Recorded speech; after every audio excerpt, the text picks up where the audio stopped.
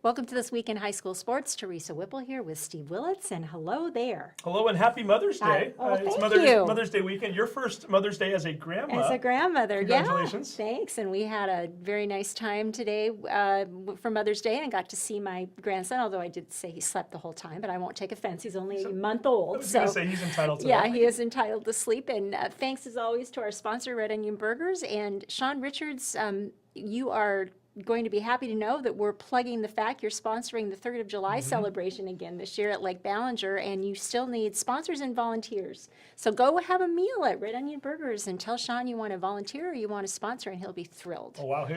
He'll love that. He will. Doing business with him, and you're also helping out for an event that's near and dear to his heart, and a fun event at that. I know that it's only going to get bigger and bigger as time goes on. It was marvelous, the inaugural event last year, so something to look forward to. If you don't have plans on the 3rd of July, it'll give you something to do 2 days in a row. If you go 4th of July, it's all good. There you go. So we have soccer to talk about first. Yeah, we're going to segue from fireworks on the 4th of July to fireworks on the field. Nice. You like that? I do. Last Tuesday, Mountlake Terrace, Bobby Stoyanov, who the Bulgarian bulldozer, we had him. You just wanted to say that. I did, but he made it easy for me to say it this time. Bobby went crazy on Tuesday night. They were in the district semifinals, which in some ways is bigger than the district championship game, because if you win the semifinal game, you automatically qualify for the state tournament. Mountlake Terrace played Liberty Tuesday night. They defeated Liberty 6-5. Bobby scored all 6 goals. Oh my! Unbelievable. So Bobby had himself a game. Hat trick in the first half, hat trick in the second half, and only a junior, folks. So he's doing okay. Unfortunately for Mountlake Terrace, they did lose the district championship game to Archbishop Murphy 2-1. That was on Saturday. Not a lot of shame there. Archbishop Murphy's the 2-time defending state champ.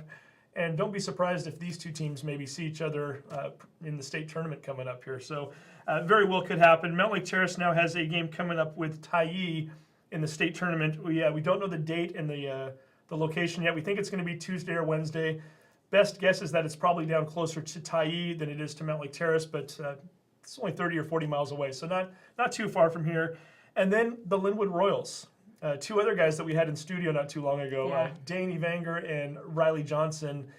This is a Linwood squad that, just to put this into perspective, had not been to the state tournament in 31 years. They win their semifinal game over Squalicum, which was a bit of an upset, to qualify for state, so that was a big deal. Squalicum was undefeated up until that point. They get in to a game against Snohomish. This is a Snohomish team that year after year gets into the, I think, 4 or 5 years now in the last 8. They've been in the state semifinals. They've been state champions.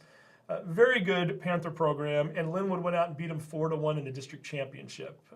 4 different guys scoring goals in that game, besides the 2 guys we just mentioned, Patrick Kreider and Henry Gonzalez. So the Royals are going to not only go to state, but they're going to put a district plaque up in the gym. Congratulations to them. And Linwood now heads on to the state tournament. And this is a game that many people out there should pay attention to. Linwood plays Roosevelt, state tournament, so it's a loser-out tournament. They play Roosevelt Wednesday night, 7 p.m. at Edmonds Stadium. So certainly if you are a fan of soccer, if you're local and you want to support the Royals, get out to Edmonds Stadium. That's going to be an electric night. Wow, that's going to be a great game. Yeah. So excited for them. It's for both of those programs. Mountlake Terrace made it to state last year for the first time in 22 years, and now they're going 2 years in a row. So 2 schools that have had a bit of a drought at the state level, doing great things, and we've gotten to know some of the kids on those teams, and couldn't be more excited for them. Great, and I think we have a segue. We do. We're going to... For drought. For drought. Baseball. Baseball. Yeah, you never a team that won the district championship for the first time ever, which is certainly a big deal. First of all, we should mention a couple other teams that didn't do quite as well this week, but had nice seasons. Both Linwood and Mountlake Terrace were eliminated from their district tournaments, but again, both of them with playing above 500 baseball this year. Both of them making it to the tournament, so congratulations to them on a solid season. But the Edmonds-Woodway Warriors are still alive and doing very well, I might add. They played a semifinal game against Snohomish last Tuesday, went 9 innings, which if you're a casual baseball fan, you may not realize in high school they're 7-inning games, so it was an extra inning game. They won 4-3, and they threw a no-hitter, 4 pitchers combined. So there were a few walks and maybe a little control issues, but they didn't give up any hits, and they won that game to advance to the district championship game. And then they defeated Shorewood on Saturday 2-1, for the district championship. And so we thought we'd bring in a couple of the guys that played very key roles on Saturday. Nick Hull, who's been the ace of the Edmonds-Woodway staff now for a couple years, pitched a complete game against Shorewood.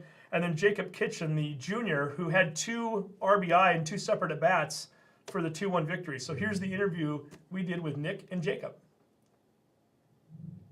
Huge week of baseball for the Edmonds-Woodway Warriors. On Tuesday, they defeated Snohomish in the district semifinals, 4-3 in 9 innings. And oh, by the way, 4 pitchers for Edmonds-Woodway combined for a no-hitter that day. That put Edmonds-Woodway into the championship game of districts. It also automatically clinched a state berth. And then on Saturday, they defeated Shorewood 2-1 for the district championship. And with us right now, the pitcher who pitched a complete game against Shorewood, Nick Hull, as well as left fielder Jacob Kitchen, who had 2 RBI, the only 2 RBI in the game for Edmonds-Woodway in that 2-1 victory. Guys, we're going to certainly talk about the Saturday game and winning the championship in a moment.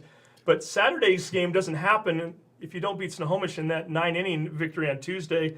Nick, I know it wasn't you pitching in that game, but 4 of your fellow mound mates, if you will, went out and combined for a no-hitter. Tell me a little bit about that game. Yeah, so Costa Cooper, Ian Michael, and then Tommy Oda, and then last one, who was that again? Julian Kodama. Julian Kodama. Costa pitched really well. He had 5 strikeouts in 5 innings, and then we brought in some of the younger guys, struggled a little bit. But then Julian came on the mound, no warm-ups, just came up firing, didn't think about anything, just came in there and got us out of the inning. And got it done. And then the 9th inning, you get some more heroics from Brandon Mitchell. No real surprise there, right? Jacob, Brandon comes in and hits a 2-out single to win the game. It was more than a single. It really hit the fence, but in this case, it was a walk-off, so he didn't need any more. But you guys are kind of becoming accustomed to winning games in walk-off form this year. I mean, we've played a ton of really close games this year, and, it's always great to hit a walk-off, especially Brandon. Comes up in big situations, always gets the job done. 2 walk-off home runs, 3 walk-offs in total. Not a bad season for him. Oh, no, definitely not. Mr. Clutch right there. You guys then move into Saturday. You already know at this point that you've clinched a spot at state, but certainly winning districts is always a big deal. In fact, Edmonds-Woodway had never done that until Saturday.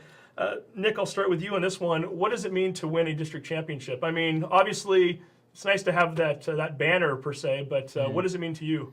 And what did that game mean to you, maybe in more particular? Yeah, it's pretty cool to win a district championship, especially the first that our school has had in our history. So that means that in our clubhouse, we're going to have a little plaque that says 2017 first district title. And especially since we played Shorewood, that's even better. It's bittersweet.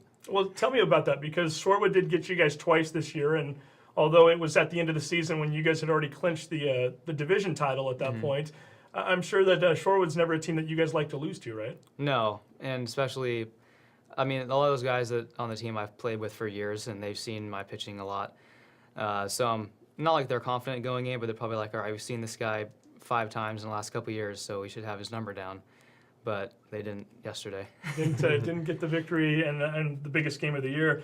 Jacob, you had a couple of clutch hits, and I noticed I was reading the article in the Seattle Times.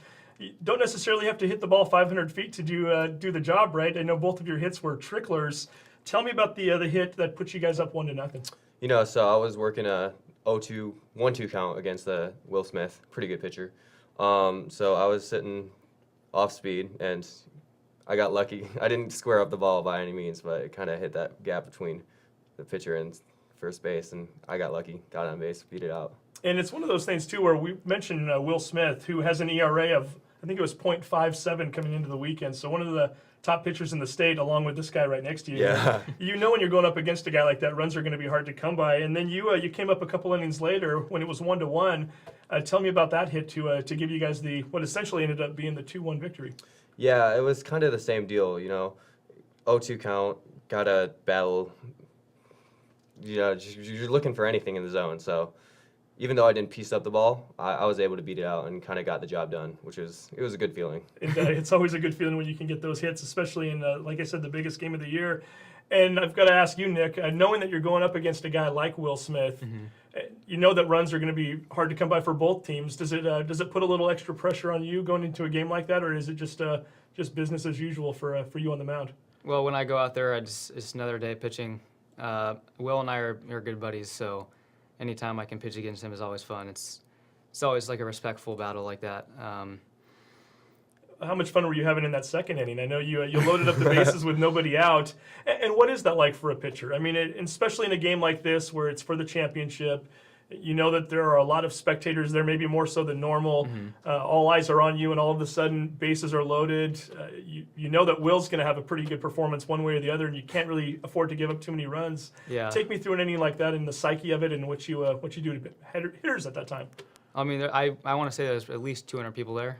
But when I'm pitching, I try to zone out all the fans, so all I see is the batter and I. And it's kind of like an intimidation thing, where I put the glove up here, and all I can see is the eye black.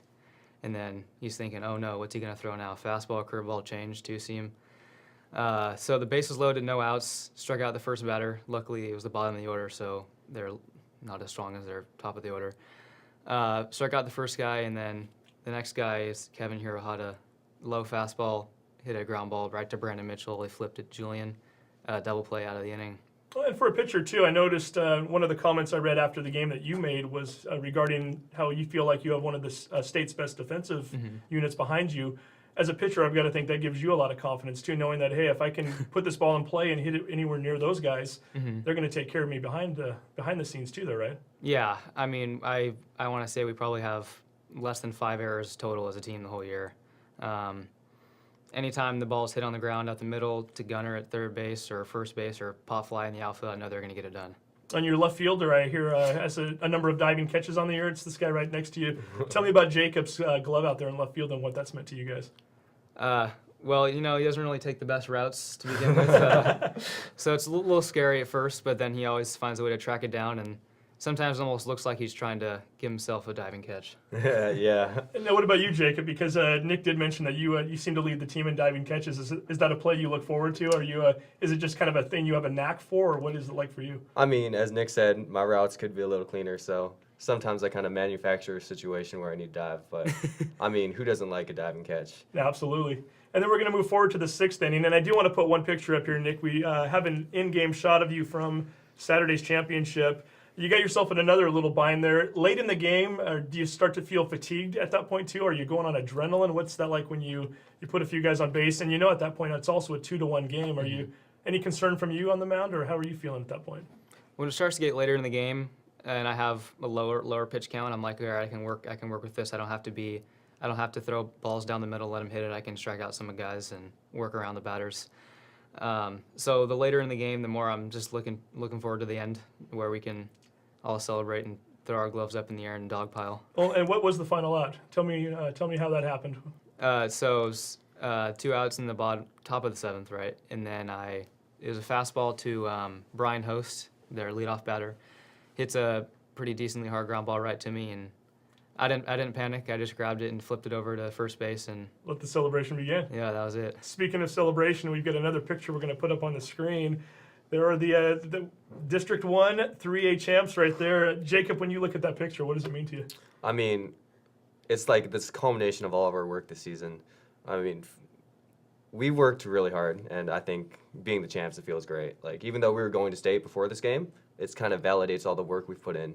And beating Shorewood is always nice. No, absolutely. Hey, before we go any further too, Nick, I understand you're in a pretty tight strikeout battle right now for the 3A, for the entire state. Is that something you follow nowadays with standings being what they are and Max Preps puts the stats out there? Do you find yourself kind of peeking from time to time to see where you're at with the other guys? I know Will Smith is also the guy you went up against on Saturday is right up there near the top. But tell me what that's like to see those stats on a fairly regular basis. Yeah, originally I wanted to kind of be on the top for strikeouts and ERA, but now my ERA is like 1.8, and a lot of the guys, I think the top guy has like a 0.3 ERA. Ooh. That's pretty tough to beat, especially when he's pitched like 50 innings already. And I think that same guy just took me in the strikeouts. Now he's ahead of me by like 8. And where's that picture from? Eastside Catholic, I believe. Okay, so we'll keep an eye on that. You've still got at least one more game left. We know that, Yeah. so stay tuned for that. And let's talk a little bit about the state tournament coming up. You guys are going to be heading up to, I believe it's Mount Vernon on Saturday, 1 p.m. start. You're still awaiting to find out who you're going to play. It's between Bonnie Lake and Mountain View, who play Monday evening. Nick, as a pitcher, I know often, and it sounds like you know your hitters pretty well. You were able to recall some of these Shorewood batters and what you threw to them. When you're going up against a team that you've never seen before or you know nothing about, a lot more stressful for you? Do you kind of enjoy that because they don't know your pitches either? Do you try to do any homework on them, or what's going to happen between now and Saturday as you get ready for that game? Mostly rest, because I've thrown a lot of innings and my arms. I mean, it's not really fatiguing, but I can tell it's not as strong as it was a couple of starts ago. But I like pitching against teams that haven't seen me, because when certain guys have seen me upwards of 5 times a season, then they start to know my tendencies. Because no matter how much you switch up your pitch like sequences and all that, they still know how your curveball breaks, how hard your fastball is. So when you see a team that hasn't seen you as a pitcher before, it's nice that they are still like on their toes or on their heels. Well, and that certainly holds true for the first time through the lineup. What about when they come up for the second time in the game? If it's the third or fourth inning, do you start to kind of play mind games with them at that point, or is it just, hey, they still don't know me well enough, I can throw my stuff? Most of the time, especially in the first couple innings, you're throwing mostly fastballs. And when you notice the guys that can't catch up to your fastball, you keep throwing the fastballs until they can prove they can hit it. It keeps your pitch count down, and also throwing the least amount of curveballs is better on your arm. So I tend to throw a lot of fastballs until they can tell me they've hit it, and then I start mixing it up. Sure. And conversely, Jacob, for you as a hitter, obviously when you're playing in Wesco, you tend to get to know some of these pitchers fairly well. Yeah. You're going to be going up against somebody you know nothing about. Is that what is it like for you? I mean, kind of the same situation, exciting, different, new? Yeah, it's definitely exciting because, you face the guys in Wesco like 4 or 5 times each series. And so getting someone fresh, it's going to be different. Like, just you got to approach it with the same mentality. See ball, hit ball. Yeah, absolutely. It's the name of the game right there. I understand you guys have some fun little rituals you've been doing throughout the year, too, on your bus rides to road games. Tell me a little bit about dressing up on the bus, and are we going to see any of this on Saturday up at Mount Vernon? Nick, what exactly is this all about? What are we talking about here? Well, the first bus we took, I think it was up north to Stanwood. Yeah, all of our bus rides have been up north to play the north teams. But we did pajama day, we did Hawaiian shirts and khakis, and we also did a tank top day. It's sort of like not really, actually an opposite intimidation for the other team to think they were just like a bunch of scrubs, and then we're not ready to show up and play, and then we go out there. You're kind of lulling them a little bit into thinking you guys are, hey, these guys can't be very good. They're jokesters. They're just clowning around. They're not really taking this game seriously. And then all of a sudden, Jacob, you guys just go out there and beat them? Is that kind of the game plan? Yeah, I mean, like, we pull up in pajamas, and, like, who does that? Well, and you might have a chance to, because there's 2 games going on up at Mount Vernon. One's at 10 o'clock, and that's Arlington versus Eastside Catholic, I believe. Yeah. You guys then play at 1 o'clock. If you're able, and these are loser-out games once you get to state. It doesn't work like the basketball tournament. If you lose, you're going home. So you're in the round of 16, but then the round of 8 takes place later that day. The 2 teams that win those earlier games play again that evening. So we're going to be down from 16 teams to 4 teams all in one day on Saturday. Yeah. What's that? I mean, obviously growing up, you guys probably playing a lot of tournaments and club teams. You're doing similar things, select ball. Nick, do you enjoy that format? Is it a little bit more stressful, or what is it like? Are you guys there watching the 10 o'clock game, I guess, for that matter? I mean, I think our coach will want us to show up a little earlier and watch some of the competition. But I kind of like the 1 game and out, especially since it puts a lot of pressure on everybody, and then the game's super energized and everyone's battling as hard as they can because there's nothing else happening after if you lose the game. And another question I wanted to ask you, kind of related to that too. I know we already talked about 4 pitchers combining on a no-hitter, but and we're not going to give any trade secrets away here too. We're not going to talk about who's pitching either game 1 or game 2. Although I have a pretty good feeling, usually you throw the ace out for game 1, and so you're probably going to pitch that game. But the fact that you guys do have such a deep pitching unit this year too, tell me a little bit about these guys and what they've meant to the team overall, because you start looking at the records and you've got a 4-0 pitcher, a 4-1 pitcher, 2-1, 1-0. I mean, tell me about some of these guys, and it's not just you that's going out there winning games this year. Yeah, so our what we're projecting in the beginning of the season was to have me, and then Brandon Mitchell and Costa Cooper for the 3-game starters. Brandon and Costa both got injured halfway through the season, so they were out for a little bit, and Brandon's still out pitching. So guys like Carson Charnberg and Ian Michael have really stepped up along. Young guys too; those are sophomores, right? Yeah. Carson claims he doesn't have any nerves when he goes out there, but you can tell there's a little bit. The senior notices those things. Yeah, those two, along with Julian Kadamo, who's not even really a pitcher, just 'cause they've come out and really battled for us and got us a lot of the close wins. And it's been working so far. So we will see what happens again Saturday, 1 o'clock up in Mount Vernon will be that first game. I also wanted to ask you guys, too, a little bit about rituals and superstitions because we always hear about it in baseball. And, Nick, it sounds like you might have a few before you step on the mound. Yes, I always walk out to the mound in a certain way every time, pick up the ball with my left foot forward and flip it to my throwing hand. Sometimes my coaches think it's funny and the players, I'm sure the umpires don't think it's very funny, but when the umpires go out and pick up the ball and play with it like this and they're thinking they're going to flip it to me, I tell them to put it back down because I got to go out to the mound in my certain way and pick it up myself. And the umpires are okay with that? They give you that space? Yeah, hopefully they don't think I'm being disrespectful, but I think they know. There's enough rituals in baseball. What about you, Jacob? Anything you need to do before you step to the plate or head out to the field? What's your game ritual? Yeah, when I'm coming up to bat, I kind of like to spin my bat in my hand. Just kind of feel it off, like just get all the nerves Become out. one with the bat type Oh, of yeah. thing? And then when I step into the plate, I like to tap the plate like 4 corners. Oh, you do? Okay. Yeah. So you do have a few as well. Hey, let's talk about moving forward for both of you guys. Nick, we'll start with you. Obviously, you've already committed to Grand Canyon University. Why Grand Canyon, first of all? So I had 2 offers from Grand Canyon and Northern Colorado. I went to visit both of them, both amazing campuses, great schools. I really clicked with the coaches more at Grand Canyon.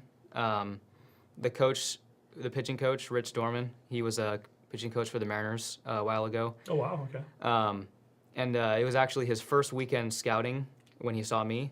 So I was his first recruit. He saw me down in Arizona in a perfect game tournament. Oh, okay. And he was talking to my parents for like the whole time I was there. And he was trying to get me on board after seeing me one time.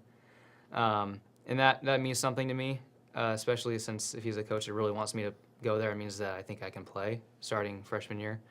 And then when I went to see the campus, it just really blew me away. And it sounds like a good fit. And you know he's going to be working with you. If you're his first one ever, he's going to want to see you succeed in a big-time sort of way. Mm-hmm. And then, Jacob, for you, I know only a junior, but it sounds like you do a lot more than just play baseball. And I know you play football as well, but academically, you've got a pretty full load, don't you? Yeah, I'm in full IB, so I've been kept pretty busy this year. So full IB, you're not just taking 1 or 2 classes. No, you're I'm taking all 6. Okay, geez. And you're also on the chess club, I understand. Yeah, this year we went to state for I think the first time, and I think we did pretty good. So it was a fun time, you know. See, the state pressure thing doesn't bother you. You've already been there, although it's in a different field, different right? environment, but same type of thing, I guess. Did the baseball guys give you a hard time about being a chess player? You know, not really, because I fall into that like smart academic kid role on the team, I guess. But They respect that. yeah, And this guy here, he does pretty well in school too. Nick, I understand you're doing fairly well in terms of your GPA, and I guess the GPA also plays into what kind of assistance you get for the scholarship for baseball too, right? Yeah, I chose my classes this year specifically to kind of do well in them so I can get the most scholarship for next year. Okay, so we'll continue to see A's out of you, and certainly you taking those IB classes. Do you know what you want to do after high school, or is it still too far off? I think I want to go major in finance and economics. Okay, any schools in particular you're looking at, and does baseball fall into that equation? Baseball definitely factors into those schools, but I'm kind of looking at Duke, Stanford, USC. Oh, the Hopefully. easy schools. Then, Oh, yeah. Wink, wink. Well, very nicely done. So, again, you guys are getting it done in the classroom, and certainly you're getting it done on the diamond. District champions. Big deal. More importantly, you're on to state. 1 o'clock, we certainly want to see a lot of folks up in Mount Vernon, whether it's Bonnie Lake or Mountain View. And then hopefully, I think it's 4 o'clock is the next scheduled time for what would be the quarterfinals against either Arlington or Eastside Catholic, provided you win that first game. So, Jacob, appreciate you coming in here tonight. Thank you. Nick, thank you. Thank you. And congratulations and best of luck to the Warriors at the state tournament. And who knows, maybe this time next week we're talking about them being in the semifinals.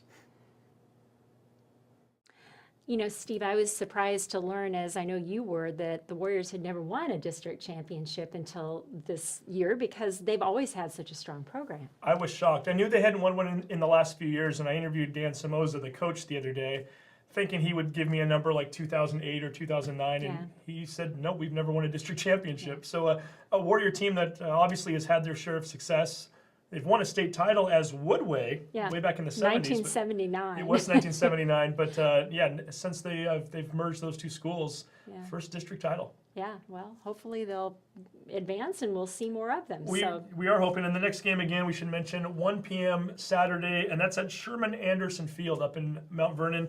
They will be playing either Bonnie Lake or Mountain View. Those two teams have both already advanced to the state tournament.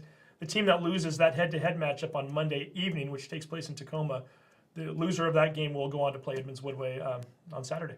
Okay, good. All right, and let's move on to softball. Yeah, softball, they're about to have their moment in the sun, if you will. We hope literally and figuratively with the weather. But Meadowdale and Mountlake Terrace getting together for a huge matchup last Monday. This was the final regular season game of the year. I guess it was a Tuesday. I'm sorry, Tuesday they were playing one another. Final regular season game. Meadowdale with a 1-game deficit to Mountlake Terrace coming into the match, and Mountlake Terrace had defeated them earlier in the year. So Mountlake Terrace was trying to win the 3A South title outright. Meadowdale trying to tie them to be co-champs, and the Mavericks stepping up and getting it done with a 4-2 victory. Lauren Dent, who we've had in studio before, who was magnificent during the state run last year when they won the championship. She pitched a complete game. Savannah Spratt had a home run late in the game to kind of give them a little insurance, and they get the 4-2 victory. So both teams finishing with a 14-3 league record. And the nice thing for these two are that they're going to go in different directions now. So they weren't really fighting for ranking or seeding per se. They're both going to be top seeds when they go into their tournaments. Mountlake Terrace, they're going to be playing up in Cedro-Woolley starting on Wednesday in the District 2 tournament. Don't know who they're going to play it. It's either going to be Archbishop Murphy or Bellingham, the winner of that game from the day before. So Mountlake Terrace will try to qualify for the state tournament by playing up there on Wednesday. They've got 2 games to play that night. If they win both, they'll make it to the district championship game on Friday, also at Cedro-Woolley, so there's a little bit of a commute involved there. Mm-hmm. And then all 3 of our other schools qualified for the 3A district softball tournament, and they'll all 3 be playing at the same time in the same place. So if you've got some time on Tuesday, 4 p.m., Phil Johnson Fields up in Mukilteo. Linwood plays Marysville-Pilchuck. Meadowdale plays Marysville-Getchell. Edmonds-Woodway plays Everett. Any of those 3 teams winning those games advance to the semifinals, which are later that night. And then the district championship game will take place in the same location at 6 p.m. on Thursday night. Would be very surprised if Meadowdale doesn't make it at the very least to that championship game. They're starting to play very good softball right now, and they're the team to beat up there right now is Snohomish, who only lost 1 game all season, and they're on the flip side of the bracket. So we could maybe even be looking at a Meadowdale-Snohomish championship game Thursday, which would be interesting because those 2 teams each won state championships last year because Snohomish was a 4A school that just came down. So oh my gosh. maybe the battle of state champs and maybe a preview of what's to come at the state tournament. Yeah, very, very exciting. Yeah. And, is it time to talk about track now? We're going to talk about track now. The district meets are taking place this weekend. Our school's going in, again, somewhat different directions last week just because of the fact that Mountlake Terrace is a 2A school. The 3A teams, Edmonds-Woodway, Meadowdale, and Linwood, all participating over at Edmonds Stadium on Friday at the Wesco 3A South Championships. Edmonds-Woodway boys and girls, both victorious. They both win as a team. Linwood boys were second. And I wanted to mention a few different athletes from those schools that took multiple first place events at the meet. Matthew Park from Edmonds-Woodway won the 1600 and the 3200. Our pal Aaron Richardson, who was just in here recently, he won both of the hurdling events, the 100 and the 300. Rita Sakharov from Linwood, a young lady who we've had in studio, she's finished 3rd place in the 300 hurdles the last 2 years at state. She won the 300 hurdle again at this tournament, and she also won the 100, not hurdles, just the 100. So getting it done without the obstacles in her way too. And then Hannah Hicks, who we just had in a couple of weeks ago, she won both the long jump and the high jump. So a nice job by all those athletes. They all move on to Shoreline Stadium this Wednesday and Friday to take part in the Wesco 3A districts. If you qualify out of there, you go to the state tournament the following week. Wow. Following all this? And then we've got Mountlake Terrace. They're performing at the 2A level. They were in a sub-district event the other day, which involved 6 different schools. They had to go over to Duval, Cedar Crest High School. The boys taking 2nd place at that tournament, and brought 2 of the boys in here tonight to talk to them. Not only are they teammates, they're brothers. Austin and Brandon Bach. Yay, siblings. Siblings again, and younger Bach, Brandon, Not only did he win the javelin, he set the school record the other day, and he now has the longest javelin throw in the state this year at the 2A level by about 10 feet. So he's favored to win the state tournament. And two very interesting guys. And Austin has some skills of his own away from the track, and we got into that during this interview. So here's the conversation we had with both Brandon and Austin. The Mountlake Terrace Hawks track and field team took second place at the District 1 2A sub-district event this past week. Second place to Liberty. Not a bad team there. And with us, two of the stars from the Mountlake Terrace squad, two guys who happen to be brothers, sophomore Brandon Bach and older brother senior Austin Bach. Guys, congratulations. And not only that, a new school record was set the other day. Brandon, you took the javelin and you threw it 188 feet, 10 inches. Did I get it all? Yeah. Tell me about that, because your previous PR was about 10 feet shorter, right? Yeah. So I threw 3 throws over the school record last week. So that was pretty exciting for me. Now, was this something you had in mind? I mean, was this a goal that you've had all along? Because I know you've been progressing pretty rapidly all season long. At some point, you figure you might plateau a little bit, but have you been thinking about going after Bo Kennedy's old school record for a while now? Yeah. I mean, I was thinking about that more towards junior year, but it just, I don't know, it just kind of happened this year. So. And Austin, what's it like for you? Because you're the older brother, and by the way, you have a javelin throw of 143.9, which under most circumstances is pretty darn good. But you've got little brother here throwing at 188. Is it competition between the two of you, or do you encourage him? Are you proud of what he did? What's it like for you as the older brother? No, there's always competition. Us being brothers, we fight over everything. But I'm so happy that happened. I always try and encourage him when he's throwing. I remember when he actually set the record. The first throw was 180 something. It was 181. 181. Which already broke the record. Yeah, at that point, so the first throw broke the record, and I remember all the people standing next to me were all from Terrace, and all the other guys doing the javelin throwing, and we all were freaking out because he broke the record in this first throw. And did you know it as soon as you released it? Is it one of those things where you have to kind of wait and watch, or as it leaves your hand, do you know that you put a little something extra on that one? No, when it releases and you get a far throw, you can automatically tell that it's gonna go pretty far. When I saw it flying, I knew that was going far. And before we talk about other events, we should mention two different notes here. Number one, the 188 throw as of right now is the longest throw in the state for the 2A level by 10 feet. So, if we're looking on paper, you're the favorite to win the state championship this year as a sophomore. And number two, the other thing we want to bring up, looking on athletic.net, you currently have the number 3 throw in the nation of all sophomores. Number 3 in the nation. You just started picking up the javelin last year. I mean, is it just something that comes naturally to you, or what is it about this particular event that makes you excel? Yeah, when I picked it up freshman year, it kind of just clicked with me. Like, my coach saw it instantly when I started practicing it. He kind of just noticed that I was getting it down pretty well. So he kind of just helped me out more and more. Got up to the higher 160s. And it's one of those things too where you, Austin, you haven't been doing it for very long either. So it just kind of runs in the family. You're both. No, this is my first year doing track. You've never done it before your first 3 years, okay. I picked up the javelin and had him teach me. Oh, no kidding. Okay. Yeah. So apparently you're a good teacher as well then, because you took 4th, by the way, at the district Yes, event. I did. So a nice thing for the family there. And javelin, you're competing with one another, but there was another event in which you guys are on the same team, the 4x100. You guys did pretty well there too. I think you took 4th or 5th place. And the two of you hand off to one another in that particular event.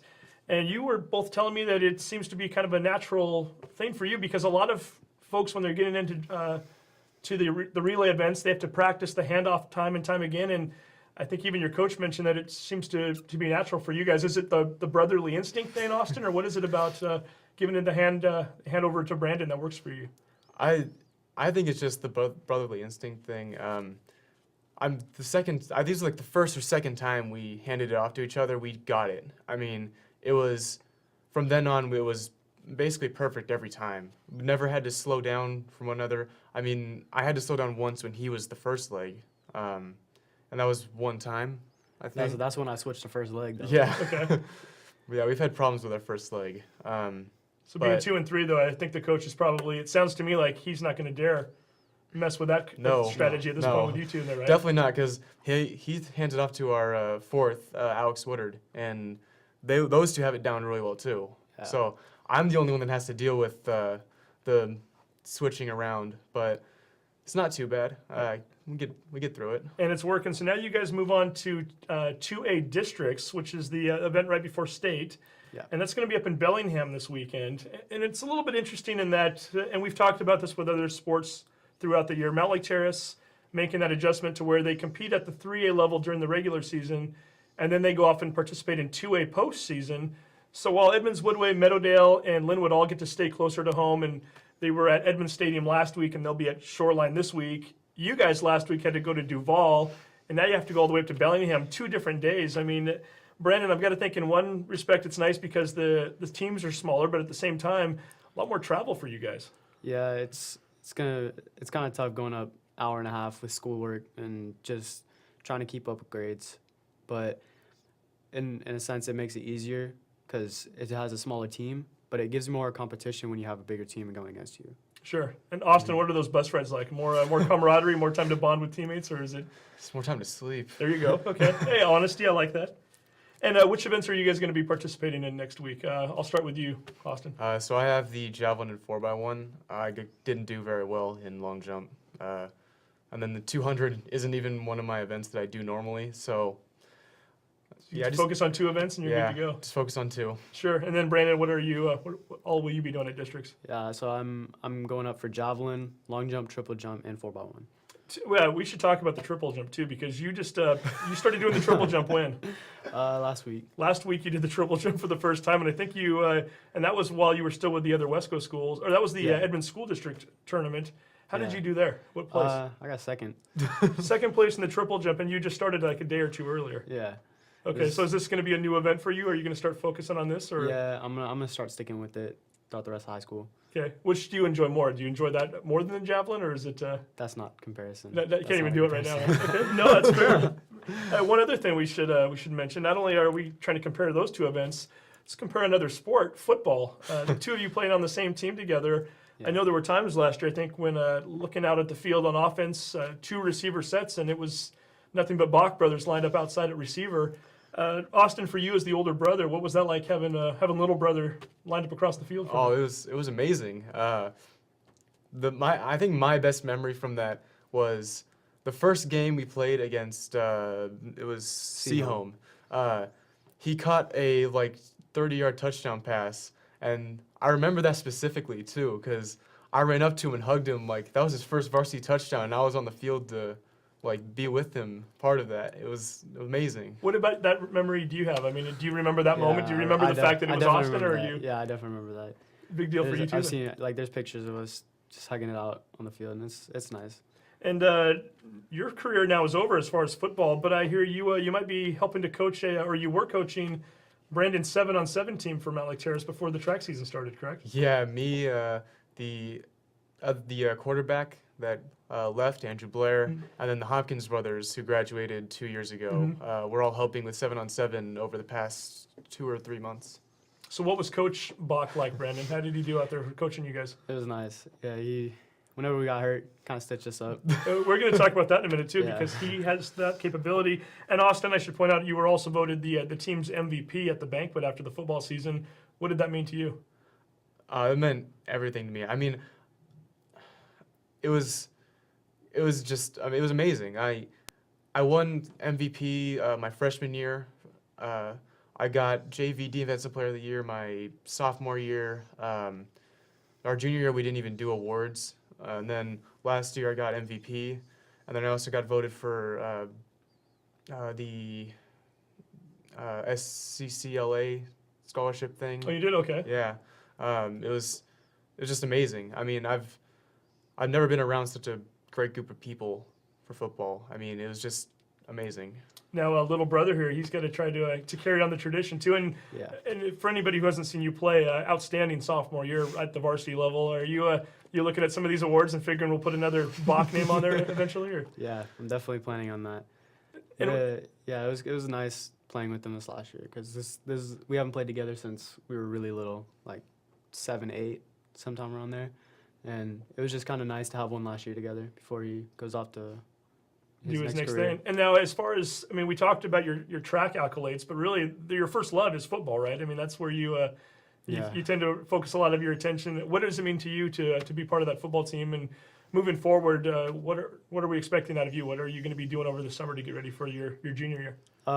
So I'm gonna be working a lot of football camps this summer, about 5 or 6 of them, and I'm gonna be mainly working football, but I'm also gonna be working out with some of my track coaches and working out with track too, not just football. So it's going to be a little bit of both. You'll try to Yeah. intermingle those two. And what are you going to be doing for track? It sounds like I heard rumblings about you maybe trying out for some junior Olympic event. Is that correct? Yeah, I'm gonna be trying out for Junior Olympics. It's not really like a tryout. It's kind of just you go to it and you just do it. But yeah, I'm gonna be going out for Junior Olympics and some of the summer meets too. Okay. And now we got to talk to this guy about what he does when he's not on the football field or the track. You just won a pretty prestigious award not too long ago. You take a fire service class first 2 periods of the day up by Mariner High School, and you won a Firefighter of the Year award. Is that correct? Yeah, I won Student Firefighter of the Year, and it's an accumulation of the overall grade of first semester and the third quarter, and then it's an oral interview, which is a firefighter interview for all intents and purposes, and you get scored on it, and the scores are totaled, and whoever comes out on top wins the award. And you were the one. I was the one. Very nice. And what does that entail? I mean, as far as is the scholarship award, is there anything else that goes along with that? Yeah, there's a $500 scholarship for any type of schooling that I want. It's going to be towards firefighting, for at least what I have it figured out for now. But I'm going to wait until I sign up for. I'm going to wait until I get all my certifications because I already signed up for a whole bunch of training programs that are free. And all those certifications transfer to the college, so it saves me time and money. Just It sounds like firefighting is definitely in your future. yeah, Then that's the dream. I want to be a firefighter. I think it's more than a dream. I think the fact that you have that to put on your resume is going to go a long ways with that. And I've got to think the fact that you're taking a class off campus for the first 2 periods, does that affect the Bach carpool in the morning, or how does that work? I mean, we have to get up slightly earlier, but I mean, I leave 20 minutes before the school even starts, so it's not a ton earlier anyways. I mean, we get there right around 6:50. It's not too bad. So you're dropping Brandon off, then heading up north, or what do you? Yeah. How's that working? So I get to school, he gets out of the car, I get out of the car, I take the bus up there. When I miss the bus, I drive up, but it doesn't happen very often. And it sounds like you two share a lot of the same interests. And again, you're the only 2 siblings in your family, right? Correct? Yes. So obviously it stands to reason that you would do a lot of the same events. And Brandon, I know you were telling me firefighting is not something that you've completely ruled out for the future either. But apparently this class that Austin's been taking, it's not being offered next year, which is kind of unfortunate. Yeah, it didn't have enough people to sign up for it, so it's not going to be a class next year, but it might be a class next year if they decide to bring it back. But I don't know if that's really going to happen. I was kind of looking forward to it, but it just nobody really signed up. So it's still possible, though, that we have track teammates, football teammates, and who knows, maybe working in the same fire station someday, right? You never know. Never know. Hey, and we need to talk about this past weekend, too, because I know it's senior prom time of year. And Austin, I understand you had a pretty unique experience for your prom. Where did you have dinner for the prom beforehand? So, me and the other guy that was in our group, along with my mom and the parents of the other people in the group, came up with the idea of having dinner at my house, but it wasn't dinner at my house. It was dinner at a restaurant. And we had... In which the location was your house, right? The So they made location it up was to our look house, like a yes. restaurant. Okay. There was lights across the ceiling. There was... The table was, had a black sheet over it, and there was fake jewelry on it. The china was out. And you had waiters, this right? guy, yeah, this guy, Okay. and my cousin and our friend Max were the waiters for our group. So how did he do? What kind of a waiter was he? He was a good waiter. The other two kind of goofballs. Oh, so he was top weighter also. Oh yes, Big week for you. got the Not biggest only a tip. Yeah, it was a good school, weekend. school record with the javelin, then a day later you're playing waiter for the for Big Brother here in prom. Are you expecting him to return the favor in 2 years? Who knows? Well, I don't know. I don't have a plan yet. He's so, got some time still. Yeah. Well, we'll very see. nice. Well, as it stands right now, again, you guys are just doing outstanding things on the track, off the track, and you've got a little ways to go here still too. So again, districts coming up in Bellingham this weekend, and then it's off to state the following weekend, and we're expecting a state championship right here from this guy. So we will see, and we're expecting a great firefighter in the future from this guy. So Austin Bach, thank you very much. Thank you. Brandon Bach, thank you. Yep. Stay tuned, and we'll see how the Bachs do up in Bellingham this weekend. Always enjoy those siblings, and to have him do so well as a sophomore in the javelin is just incredible. It's been amazing. I mean, the fact that he doesn't have a lot of formal training in some of these events, the javelin in particular, and he just picked up triple jump just a couple weeks ago, and he's already one of the top contenders, certainly at the district level. Pretty impressive, and I've got to give Austin a lot of credit too. It's to have a younger brother like that that's excelling the way he is, and to be as supportive as he is, and to be one of his biggest fans, and to see those two guys interact with each other, it was pretty cool. So Yeah. I enjoyed that. And we might add one other thing too. I wanted to just kind of playfully throw this in here. we just mentioned that Bobby Stoyanov a few minutes ago had 6 goals in a game this week after coming off of our show last week. Jenna Maxfield from Mountlake Terrace, the freshman, was in here like 2 or 3 weeks ago. She hits 3 home runs in 3 consecutive games with 14 RBI. Named the WIAA Player of the Week. Riley and Dane from the Linwood soccer team come in here 2 weeks ago, and they surprised everybody in the David Goliath game and win district championships. So who knows? Maybe we're the opposite of the Sports Illustrated jinx, and maybe Brandon goes out and sets a national record for all I know. Who's to say? So it's been a lot of fun, though. We're not making any guarantees, of course, but No. But it seems to be working. So Yeah. hey, come on in, join our show, and do well. So, and we have other track things to talk about too. I did want to throw out a few other names from Mountlake Terrace. We mentioned that Brandon had a stellar performance the other day. Again, first in the javelin, second in the long jump, second in the triple jump. Zoe Goodmanson, a young lady from Mountlake Terrace, she was first in the high jump, fourth in the long jump. Madison Sadler was first in the discus. Lila Guerrero was second in the triple jump. Matt Guardiano was first in the para 100 meter. So Mountlake Terrace certainly having a field day, if you will, over at Cedar Crest and doing a nice job there. And Thaddeus Merton also, who's only a sophomore, second in the shot put and second in the discus. So some young Hawks getting it done, and hopefully they'll do well up in Bellingham. Very good. All right. So what do we have left now? We've got tennis district championships coming up Tuesday and Wednesday at Arlington. We had 7 different players qualify for this one, which is nice. One of which was individual playing singles. And that was none other than Olivia Olson, who was in studio about a month ago. Yeah. See, it continues there. Olivia is the number 3 seed coming out of West Coast South, so she'll be up in Arlington on Tuesday. And then we had 3 sets of doubles players. Haley Reinfeld and Alexi Huffman from Edmonds-Woodway finished first at the Wesco 3A South competition last week. Finishing second were their high school teammates, Nicole Ung and Leona Aklippy. Hopefully I got that one right. And then Riley Walsh and Taylor Fahey from Linwood finished fourth. So all 7 of those young ladies that we mentioned, all up in Arlington and hoping to get to the state tournament, which will be the following week. And last but certainly not least, as we turn over our sheet Must here. be golf. It is golf. The Wesco 3A South Championships took place last week. The Edmonds-Woodway girls taking first place and the Middledale boys taking first place. And in each case, both schools had 6 different golfers qualify for the next round, which is districts that are coming up this week. For the Middledale boys, it's Matt Cooper, Evan Olson, Young Lee, Mason Harvey, Nate King, and Carlos Abad. And then for the Edmonds-Woodway girls, it's Catherine Schulk, Brianna Schulk, Frances Monahan, Jordan Easter, Esther Jones, and Kennedy Mitchell, as well as a few other golfers from the other 3 schools. So congratulations to all of them. And we've got 3A boys district golfing going on at Walter Hall Monday and Tuesday up in Everett. 3A girls are going to be at Kayak Point in Kamiak Tuesday and Wednesday.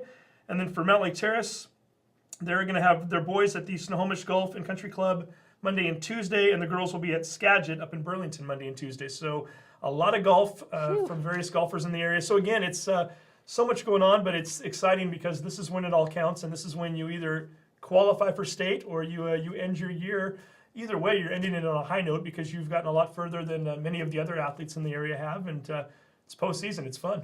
That's It's great. exciting. Well, we will have a lot more to tell you about next week after everything that happens between now and then. Yep. So, Fingers crossed, and we hope to see a lot of these athletes continuing into the following week. yes, we do. So stay tuned. Join us next week for This Week in High School Sports, and have a great week, everybody.